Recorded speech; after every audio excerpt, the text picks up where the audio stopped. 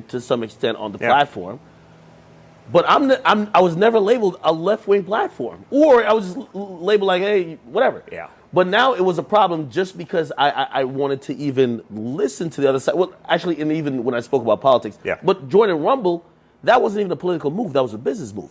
They looked at it and say, well, on that site, there are right-wing leaning people, which means you must align like that because, you're trying to line your pockets on that level. I mean, like I came on Rumble because I was like one of the second or third verified users on Rumble. Chris reached out to me through Dan Bongino and was like, hey, and this was going on while like Twitter threw my father off. And I had a pretty big following there and other places. And I could see the shadow bans on, the Meta platforms and Instagram. It's like, that's what I was going to say. I mean, I got 7 million followers on Instagram, and like I used to get 500,000 likes a post. If I get 50,000, it's a big post right now. Like that didn't change.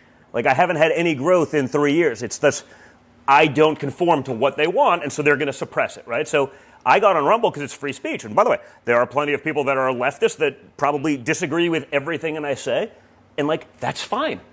I'm not going to not join Rumble because they're allowing other people, but all I'd love hey, give me a fair shot. Like, let me have that conversation, have that on the regular platforms. So what do you think about like shadow bans? Because I guess that point I was saying, like, so essentially, like, we normally post about culture and music. And by the way, I've told people, like, when we came to Rumble, like, Chris actually told me, he says, hey, listen, if you don't talk about politics before, don't talk about it now. Yeah. And, he wasn't trying to get me to be political at all. And by the way, I don't think I'm political even still. Yeah. But am I an American? Of course, right? And when we get to a time like this, especially if you have a platform, you can sit idly by. And by the way, I would have the same conversation with Hunter Biden if he could get off the crack rock. Like, I mean, if he was able to get here, we'd be able to do this. Now, what I realized on those platforms, though, I remember I posted something that was it was actually a factual thing, but it went against Biden. Yeah. And essentially, I got shadow banned for 180 days. Yeah. I won't say what platform because I have a good relationship with them. Basically, I talked to a few people and enough people that I'm like, what's going on? They're like, hey, listen,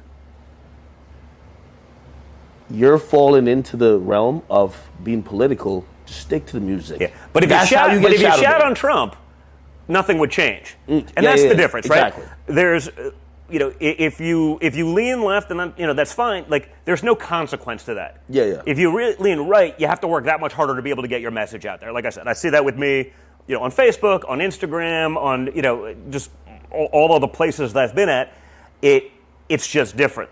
The more I started getting, even if I had more followers, and I haven't had follower growth in 3 years because I'm out there and I'm vocal, but that's why it's like, it's so important to have a platform like Rumble where you can actually do that, where you can get both sides of that argument, you can actually hear it. But, if you look at even Google, just the way the search works, you're only getting, you're getting the CNN version of the story, not the truth.